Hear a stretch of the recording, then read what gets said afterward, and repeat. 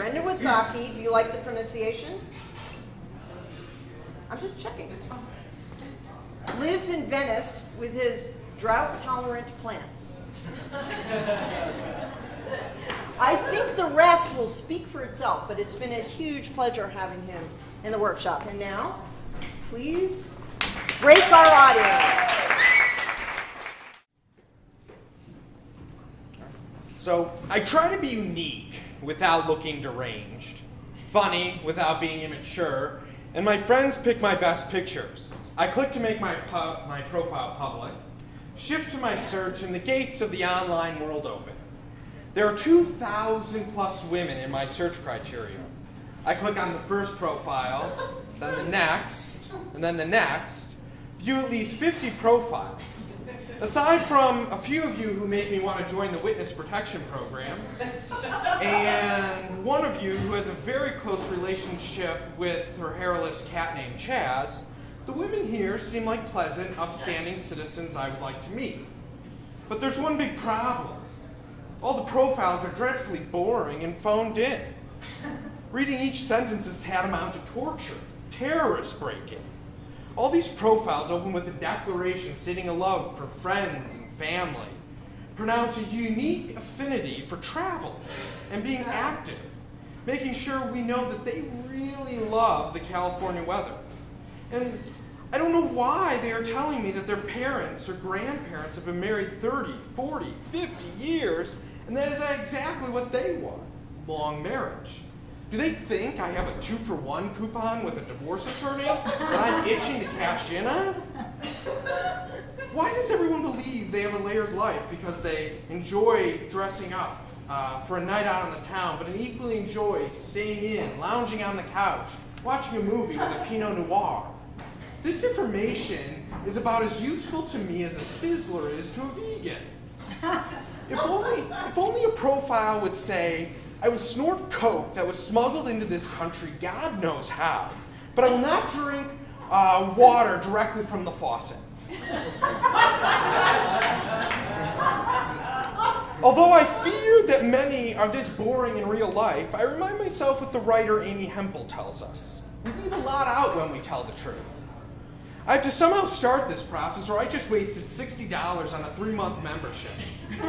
I muster up the unbridled hope of a college sophomore and send a message that goes something like, I see we both enjoy wine tastings. I've been a wine rut lately. Any recommendations? I think we have a lot in common. Brenden.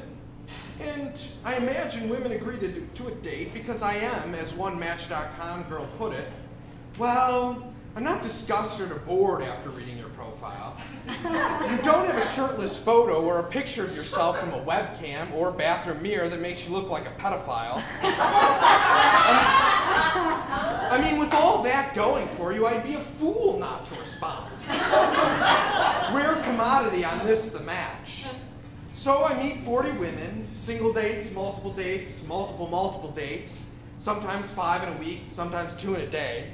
There's a lifeguard who couldn't save me, personal assistants who called themselves production assistants, the expert at Photoshop, humorless hipsters, ones with twitchy eyes, ones with missing fingers, a burper, one who had a horse named Gypsy, one with a life-size cutout of Pauly D in her shower, the proud producer, the 45-year-old director of award shows, one who couldn't see in a LensCrafters commercial, the girl who never had a boyfriend who didn't cheat on her, ones who are simply nice, ones who are simply boring, ones who try to hide the anger that they are on a date with someone from the internets, and one who couldn't stop thinking this isn't how it's supposed to be. A lot of these dates would be really funny experiences if the whole thing isn't so sad. The majority are uneventful meetups, and people keep telling me I have to give things a chance, so more often than not, I ask for a second interaction to find out if the woman is right for me. Many women do not have this same need and will tell me that they had a nice time, enjoyed the conversation, but didn't feel the chemistry to warrant a second date, and because I'm not wrapped up in desire for them, their rejection isn't that depressing. For a while I say there are 2,000 plus women waiting to meet me. There's still the next best thing. But I begin to wonder if this is a failed enterprise, because every single woman is just like me, desperate and picky, living with a simple, jarring loneliness.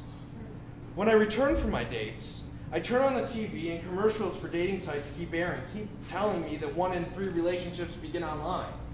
I want to believe, though, that this is all just an odyssey, meeting all these people on my journey back home. Perhaps the home of this epic is someone waiting for me. These are just a series of tests, that none of this is real. But now that all the messages, all the texts, phone calls, hours spent meeting up are part of the past, we'll just go back to being strangers. Woo!